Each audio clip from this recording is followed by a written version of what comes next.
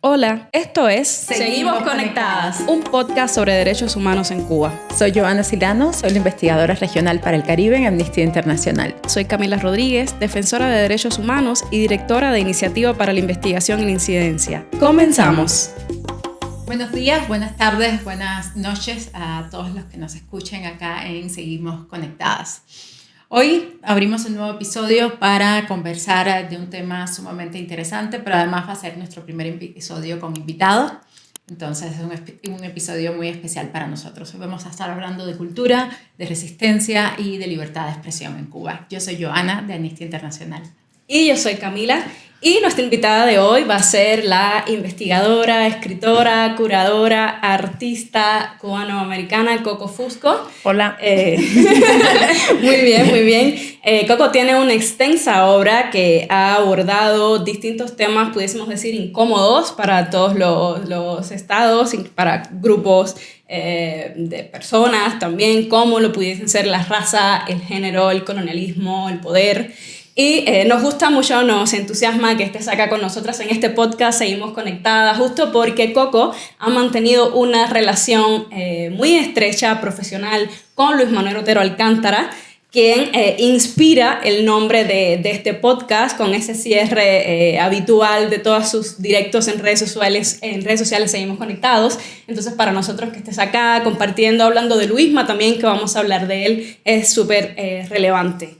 En los últimos meses has estado hablando sobre tu obra y has mencionado, sobre el transcurso de toda tu obra en relación con tu más reciente exposición. Y has estado mencionando que en ellas has tratado de abordar las relaciones desde la década de los 60 hasta acá entre arte y poder, y queremos hablar acá sobre arte y poder en Cuba, y creemos que un poco sería necesario para contextualizar el tema con una audiencia que quizás no esté relacionada con estos aspectos de Cuba, comenzar hablando sobre la revolución. ¿Qué implicó la revolución cubana para el arte, para los artistas, sobre todo partiendo de una frase, esta frase de Fidel Castro, pronunció en el discurso de palabras a los intelectuales contra la revolución? Y creo que ese es como un parteaguas fundamental del que debemos hablar para comprender todos estos años de la llamada revolución en Cuba, del régimen cubano. Bueno, habían 2 años antes fue cuando triunfó la revolución, y en esos primeros años sí habían muchos jóvenes artistas intelectuales cubanos que estaban muy entusiasmados con la llegada de Fidel, con la llegada de la revolución, habían peleado contra Batista, creían en las posibilidades de cambio, de crear una democracia en Cuba que antes no existía. Y lo que sucede con el discurso a los intelectuales, que fue, creo que era en la Biblioteca Nacional en el 61, que Fidel dice esto, eso fue a raíz de la censura de una película de PM. Ahí estaban reunidos todos los grandes intelectuales de Cuba del momento, y la respuesta más famosa fue de Piñera, ¿no? Que dijo, esto me da miedo, ¿no? ¿Qué pasa? Que desde ese momento hasta el 76, esa frase era la política cultural en Cuba. O sea, no se desarrolló algo más detallado. Y eso implica mucha ambigüedad y también la posibilidad de muchas malas interpretaciones de la frase. ¿Qué es lo que sucedió? O sea, que le entró el miedo. Y si hago esto, ¿será fuera de la revolución? Y si digo esto, y si menciono esto. Y también aparecieron burócratas y críticos que tenían sus propias ideas de lo que era correcto para ese momento. Y entonces pasamos por un periodo de mucha censura y de mucha autocensura y de mucho miedo. O sea, desarrollar movimientos en contra de esa política o de esa frase en los primeros 20 años de la revolución implicaba ir directamente a la cárcel, ¿no?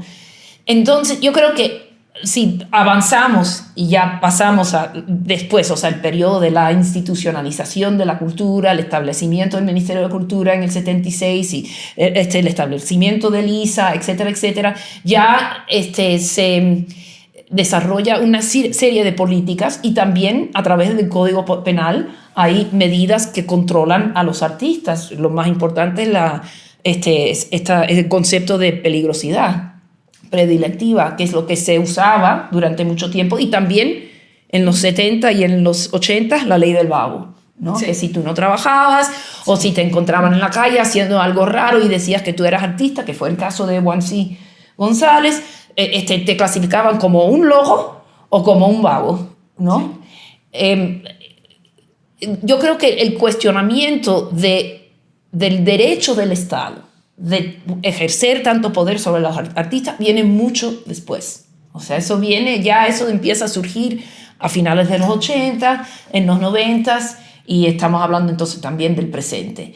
Y ya no sé, o sea, yo creo que para la gente joven esa frase ya es como parte del pasado, no es lo que les afecta. Lo que les afecta es el nuevo Código Penal que propone que por un post en Facebook puedes estar 10 años en la cárcel, o el decreto 349 o el decreto 370, o sea, todas estas leyes que han surgido a partir del 2018, que están diseñados para hacer dos cosas: controlar la cultura y controlar el acceso, limitar el acceso al Internet, ¿no? Ahí está, o sea, las preocupaciones de los artistas y también la tragedia, ¿no? El encarcelamiento de varios artistas, el hostigamiento de varios artistas, o sea, la fuga de tantos artistas viene a raíz de esas leyes, no tanto esa frase, ¿no? Sí. Yo creo que es importante, como decía Camila, contextualizar un poco, porque a veces cuando se habla de Cuba, y sobre todo recientemente con estos grandes ejemplos que hemos estado conversando y que conversaremos a lo largo de este rato, de cómo las artes, cómo la cultura ha revolucionado el movimiento político y la defensa de derechos humanos en Cuba en los últimos 10 años, particularmente. A veces se olvida que hay una historia detrás, que hay más de 60 años de ejemplos de artistas que enfrentaron esa maquinaria represiva, que enfrentaron la censura, que abrieron en su momento canales, oportunidades.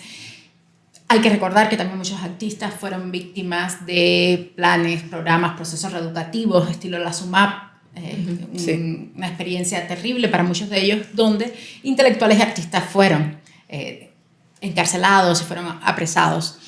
A mí me gustaría que conversáramos un poco más sobre justamente qué cambia. Tú hablabas muy bien de esa diferencia en ese momento y lo que marcó en ese momento, sobre todo esos primeros 15 años, hasta mediados de los 70, con la institucionalización como una única política cultural, este hecho de que dentro de la revolución todo, contra la revolución nada. Pero quizás pudiéramos hablar de estas experiencias positivas, estos canales que se abrieron, que fueron en su momento inspiración y lucha para muchos de los artistas de hoy.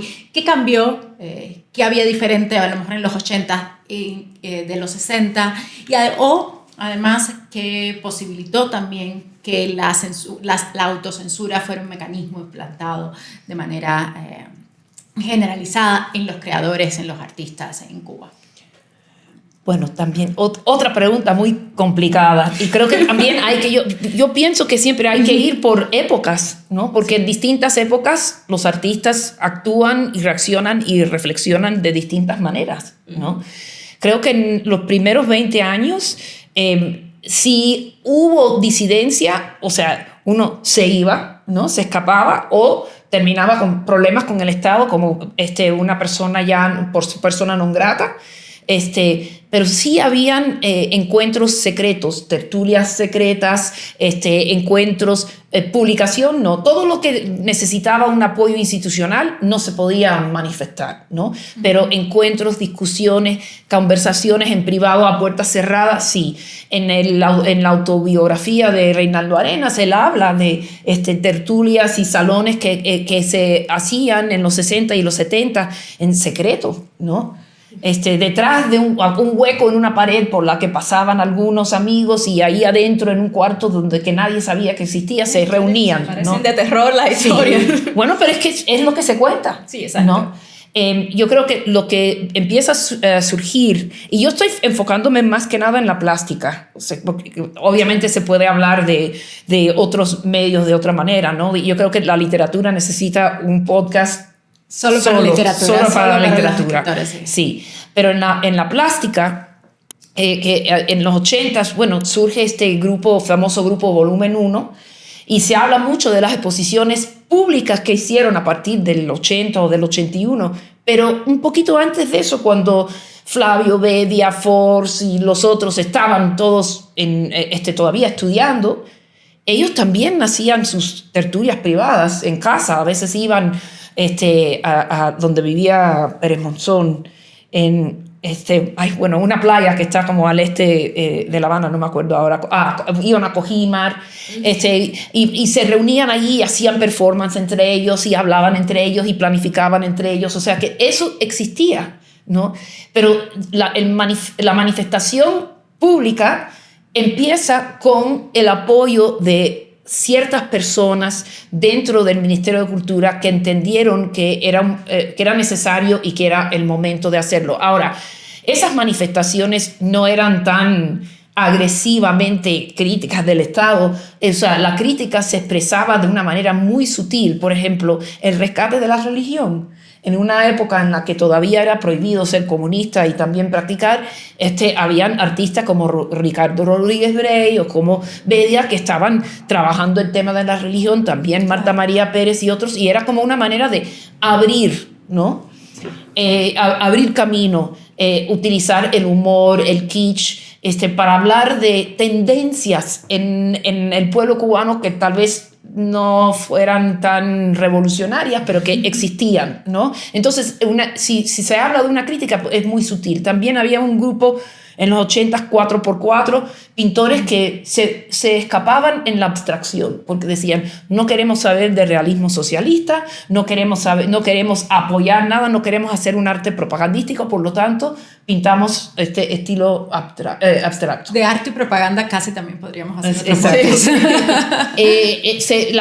La expresión se vuelve más aguda en la segunda mitad de los 80 con el grupito de Arte Calle y algunos otros que allí sí deciden enfrentar ciertas políticas del Estado, con lo que escribían en las calles, las frases en contra de Fidel.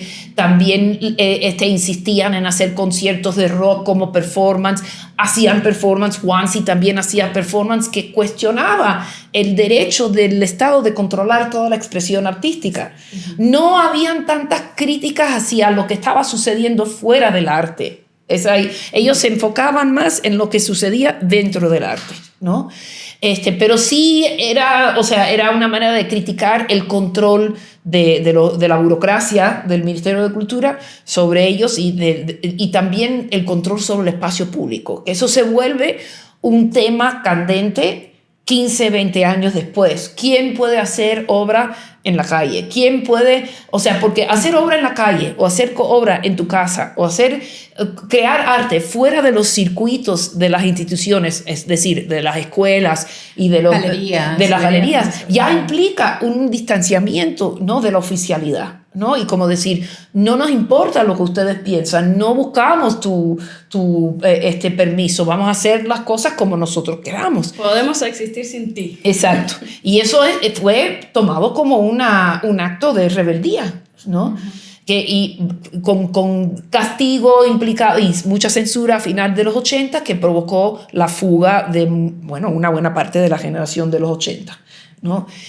Ahora llegamos a después de la llegada del internet, después de la eliminación de las visas de salida, también el crecimiento del turismo, las visas de 5 años para Estados Unidos. Todos esos cambios en el contexto facilitan el surgimiento del sector independiente, que obviamente tiene que haber existido antes, pero en secreto. Pero ya no necesitabas permiso para salir de Cuba. Entonces un músico que no podía grabar con EGREM podía ir a Miami o a Madrid o a Puerto Rico, a donde fuera, y grabar su álbum, claro. Grabar o comprar equipo, traerlo a Cuba, hacer un taller en su casa, ¿no? Y también, Sandra Ceballos y Ezequiel Suárez empiezan con el espacio aglutinador en el 94 como una respuesta a la censura hacia ellos en un espacio oficial.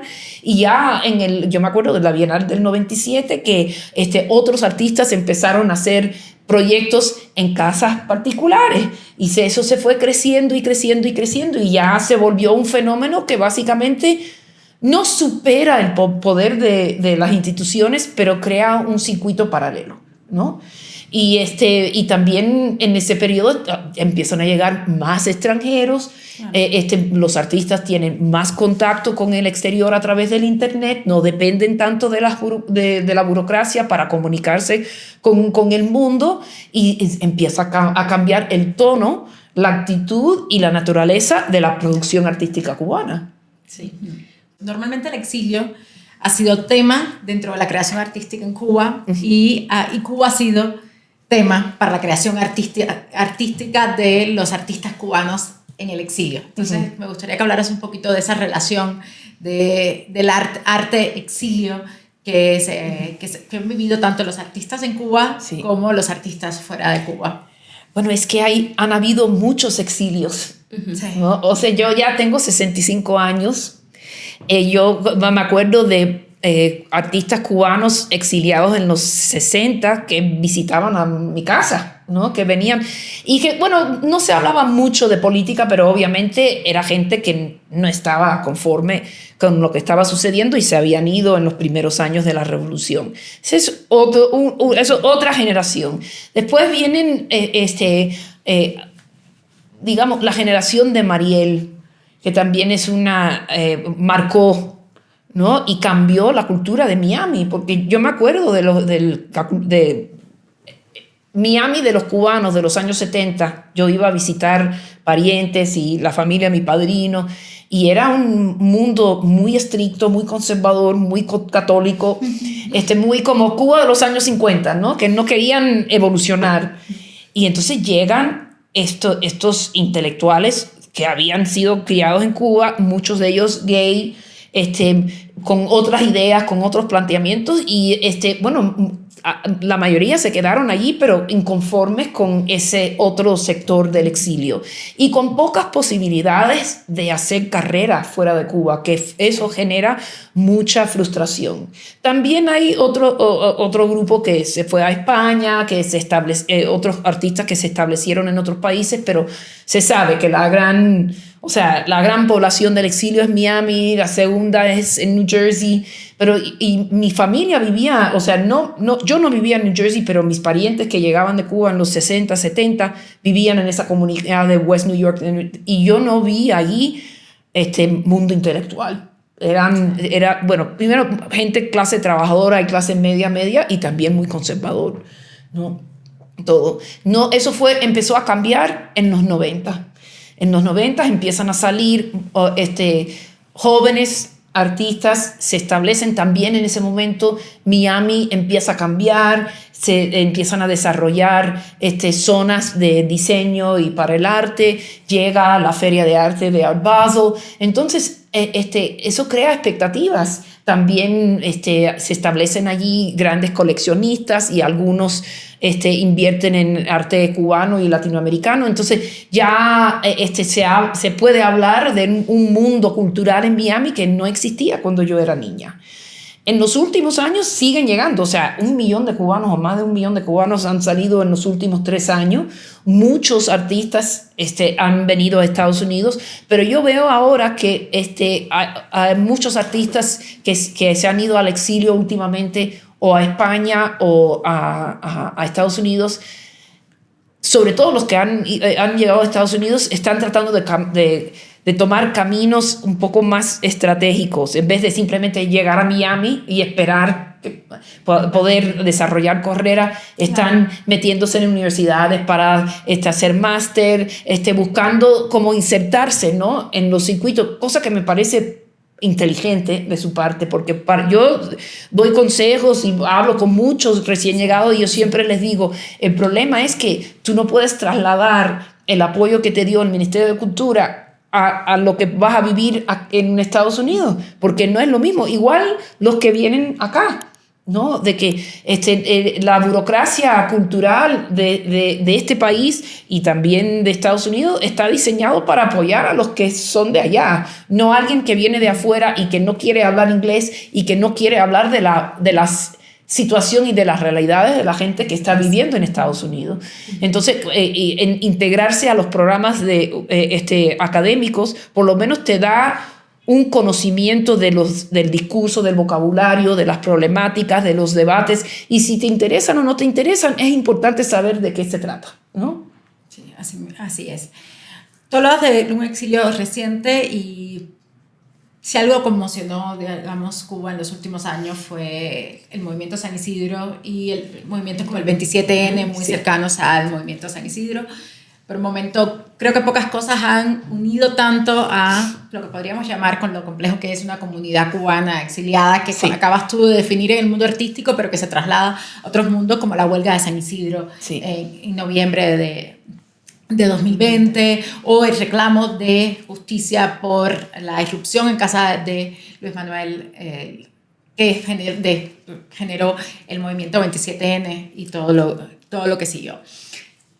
Ese movimiento, ese colectivo, por llamarlo de alguna manera, que fue San Isidro, que irrumpió de alguna manera también diferente, porque ya no estábamos hablando de la literatura, la plástica clásica, sino de mucho performance, mucho arte callejero, mucho arte con compromisos sociales, algo que se habla poco a veces cuando hablamos de movimiento San Isidro, pero que estaba ahí en la labor comunitaria, que hacía el movimiento, que hacían desde la propia casa de Luis Manuel, en esta idea de ocupar el espacio público, y podríamos dedicarle un poco a la Bienal 00 también como espacio.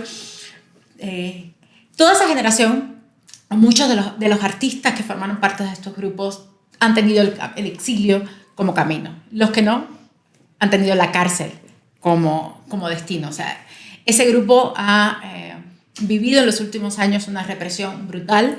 Quizás los nombres que más nos vienen a la mente son justo 2 presos de conciencia de Amnistía Internacional, Michael Osorbo y Luis Manuel Otero Alcántara, pero hay muchos otros nombres relacionados con ellos. Con ellos y con este movimiento y con todo lo que pasó en Cuba desde el decreto 349, unos años antes, pero sobre todo que irrumpió en el escenario y en la conversación internacional a partir del movimiento San Isidro y la huelga del 2020. Y yo quiero hablar un poco más en este caso justo de Luis Manuel, porque tú has tenido un vínculo muy cercano con Luis Manuel y con su obra, han producido arte de alguna manera juntos y lo has seguido haciendo y ha sido una de las voces, digamos, más importantes en visibilizar la cárcel, el sufrimiento y la represión que vive Luis Manuel, pero a la vez también ha sido muy importante en visibilizar la forma en que Luis Manuel mantiene viva su creación artística y en hacernos llegar a todos, en compartirnos a todos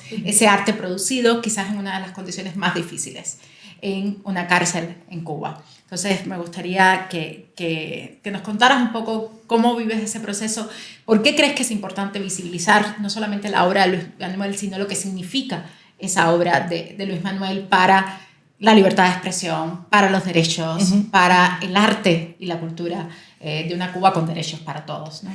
Pues yo obviamente quiero hablar de Luisma, pero creo que hay un tema importante que tiene que ver con la relación entre el exilio y el mundo artístico que no quiero dejar fuera. Adelante. Que es, bueno, primero que el Internet ha tenido un papel fundamental en crear ese sentido de comunidad y también de como que tenemos un espacio público que es el Internet.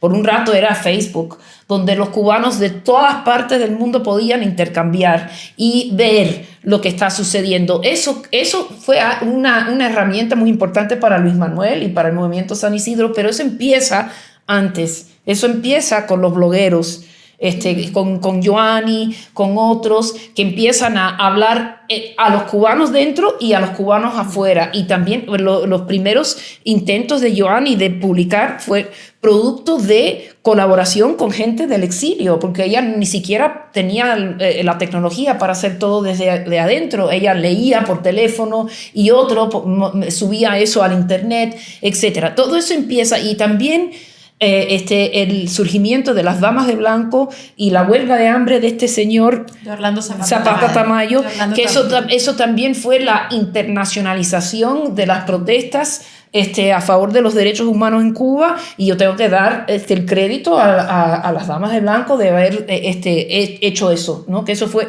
muy, muy importante, sirvió como un ejemplo y también animó a muchos cubanos del exilio que habían dicho, bueno, esto es imposible, ¿no? Que esto nunca terminará, ¿no? Y también hay mucha frustración. Entonces hay que entender eso. Ahora, ¿qué sucede? Yo conocí a Luis a través de Sandra Ceballos. Sandra ha sido una persona clave para la cultura independiente de Cuba porque ella siempre ha rescatado a los artistas independientes, a los artistas censurados. Ella dio la primera exposición a Ángel Delgado después de que él estuvo en la cárcel, en los años 90. Ella siempre ha buscado la manera de democratizar dentro de Cuba el entendimiento de lo que es la cultura. Y ella fue la primera que me dijo, mira, que yo estaba preparando un libro sobre el arte performance en Cuba, y ella me dijo, mira, debes ponerte en contacto con este muchacho. Y entonces, y también estaba yo en contacto con Omni Zona Franca, con Amaury, con Luis Eligio, con David.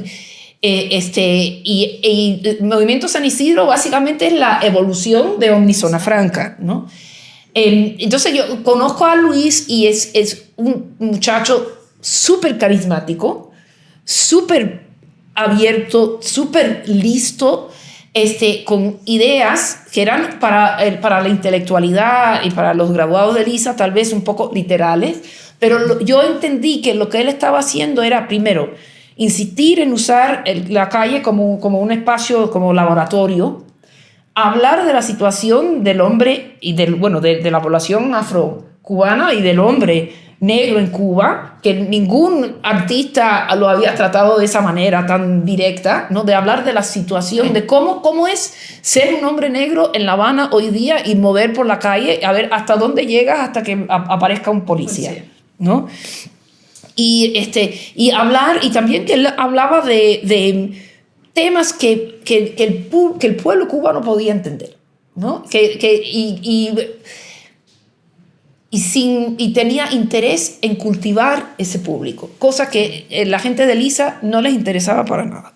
O sea, ellos estaban interesados. Todo un momento, por si alguien no sabe, Lisa es el Instituto Superior de Arte, que es la universidad donde la élite artística cubana se educa. Y todo está hecho después para ir a las bienales internacionales, exponer en los museos, o sea, intercambiar con el mundo internacional, pero muy poco interés en el público cubano y sobre todo el público cubano no culto, ¿no? Cosa que Luis, que viene del cerro, no es autodidacta como artista, pero es muy inteligente y se asoció desde joven con historiadoras de arte, con críticos, con artistas que aceptaban intercambiar con él y fue educándose. Y mira, dentro de la cárcel él me pide libros.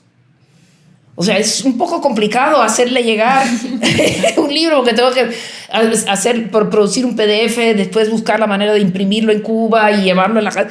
Pero es lo que pide, ¿no?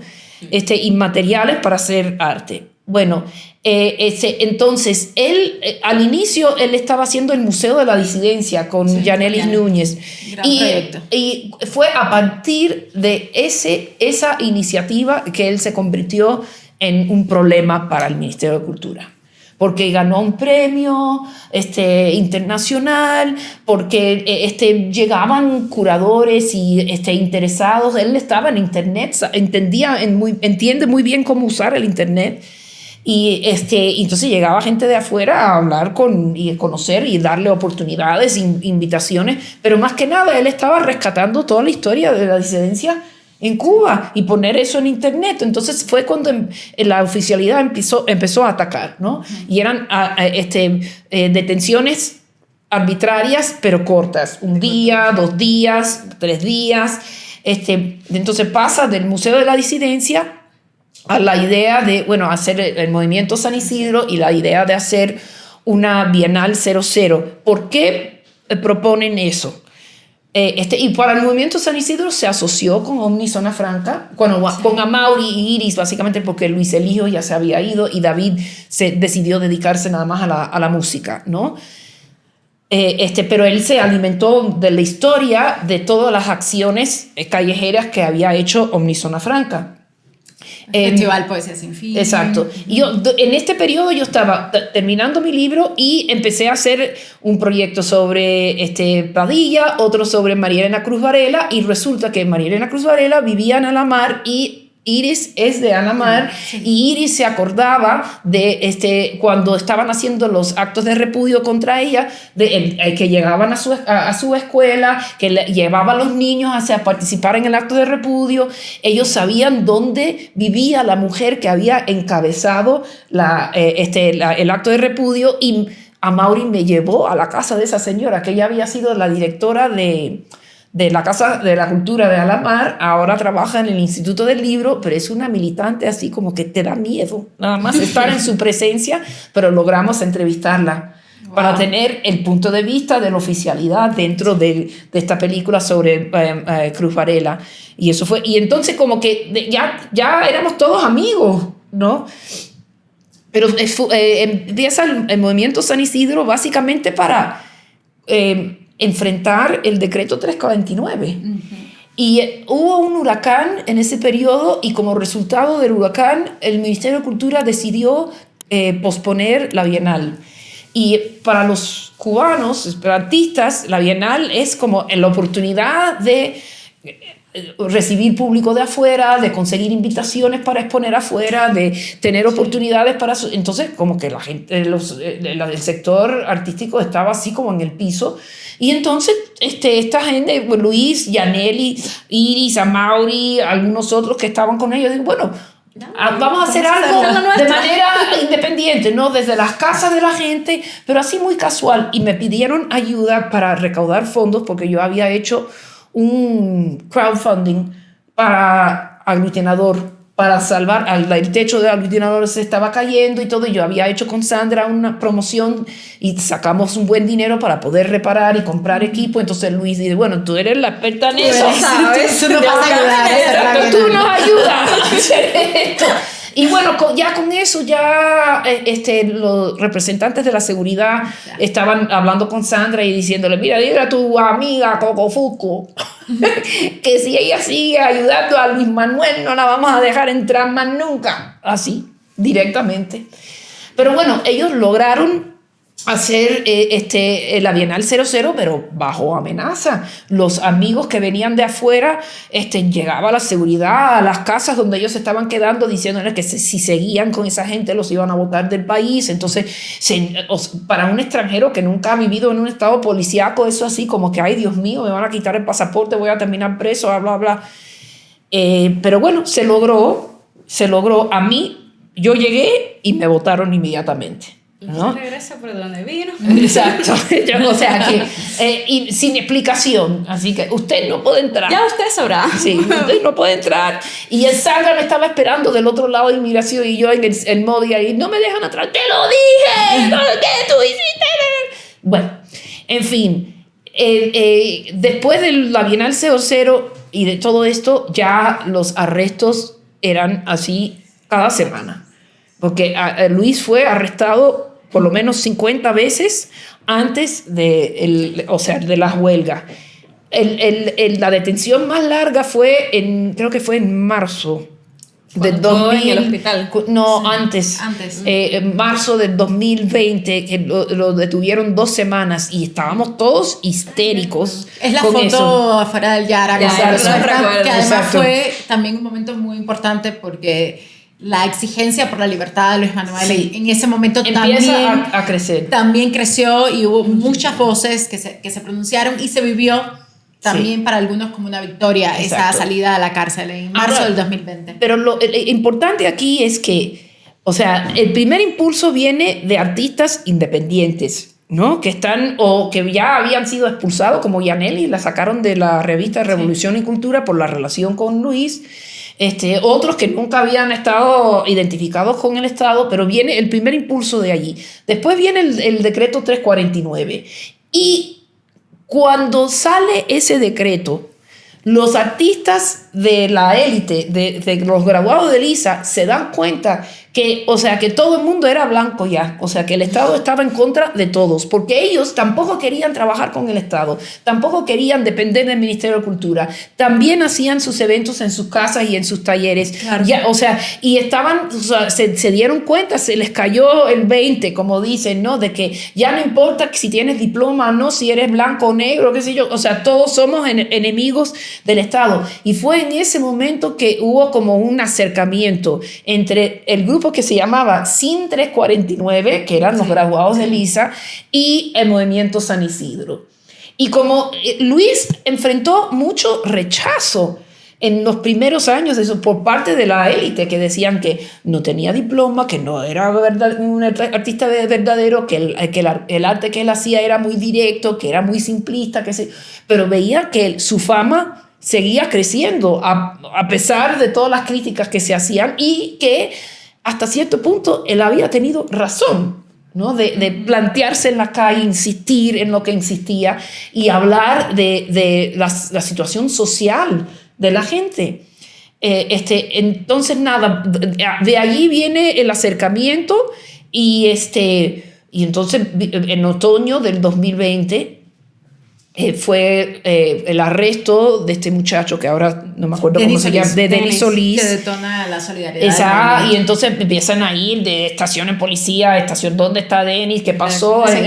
Y deciden, después de ser expulsados de yo no sé cuántos lugares, deciden ir a la casa de Luis a hacer su protesta desde la casa.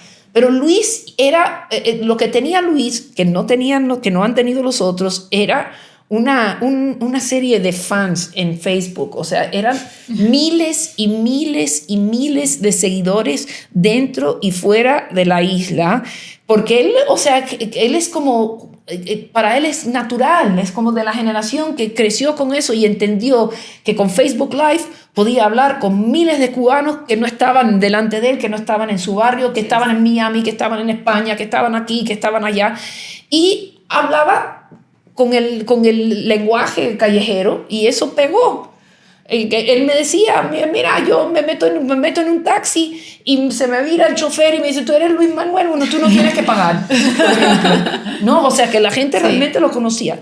Y también ese es el año de la canción Patria y Vida, el video, y bueno, y todo el revolú que eso creó para la oficialidad, porque la gente común y corriente salía a la calle y pintaba en las calles y gritaba a la policía y cantaba por todos lados.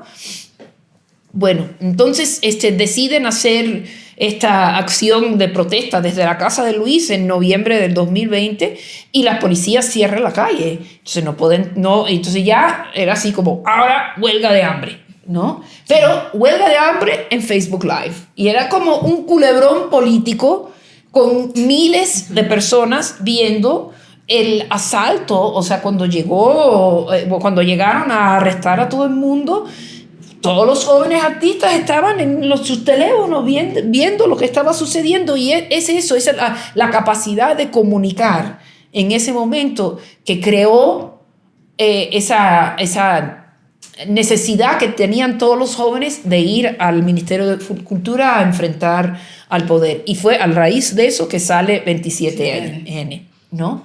Sí. Y bueno, pero Luis no estaba físicamente presente porque él estaba detenido. Sí, de hecho, ¿no? Una de las principales demandas era ¿dónde están? O sea, ¿dónde están? Y libérenlos, porque él los sacaste arbitrariamente, sí, pero después de su casa. Los sueltan eventualmente, pero siguen las detenciones, hasta esa vez que estuvo en el hospital un mes y después viene el 11 de julio y ya, y ahí lo encierran. Sí. Yo quiero recordar también, aprovechar este espacio que hemos hablado de la prisión, de Luisma, para recordar que hay otros artistas presos mientras conversamos acá. Es más de una docena de las personas que contamos hoy. Yo creo, retomando lo que decía Camila, además del agradecimiento por esta increíble conversación sobre arte, resistencia, poder, en Cuba. Recordar también que hay algunas de estas manifestaciones artísticas, algunos de estos artistas nos han dejado quizás las imágenes más importantes y más inspiradoras de la lucha y la defensa de derechos en Cuba en los últimos años. La imagen de Michael con el puño, uno de los momentos de detención, el 20 de abril, por ejemplo, es una imagen muy simbólica, muy inspiradora. También desde el punto de vista de la manera en que se ha tratado la raza en Cuba es muy poderosa.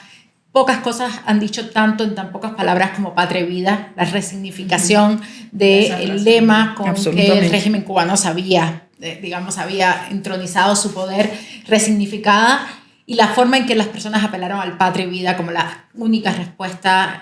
Lo vimos el 11 de julio en las calles, decenas de miles de personas salieron a las calles y se sigue manteniendo, ¿no? En temas de hashtag, en temas de visibilidad, la apelación a patria y vida sigue siendo fundamental. Muchas gracias por acompañarnos, muchas gracias por ayudarnos a amplificar estas voces de las personas que incomodan, de las personas que han imaginado otras Cubas posibles, otras formas de hacer arte, otras formas de contestar al poder, que han puesto alma, escritura, sus mismos cuerpos en función de resistir al autoritarismo, y creo que eso es extremadamente valioso que hayamos dedicado este espacio a conversar sobre ellos. Nos estaremos escuchando y viendo en nuestro próximo episodio, donde vamos a estar hablando justamente también de otro tema fundamental en los últimos años en Cuba, que tiene que ver con las mujeres que deciden enfrentar el autoritarismo desde el periodismo, desde el activismo, también desde el arte, de las mujeres artistas, pero también vamos a estar hablando de las madres, de las personas presas, de las familias de las personas presas, de mujeres que, como adelantaban por aquí Coco hace un rato, han sido un símbolo de la lucha por los derechos humanos en Cuba. Nos vemos pronto. Hasta luego. Chao.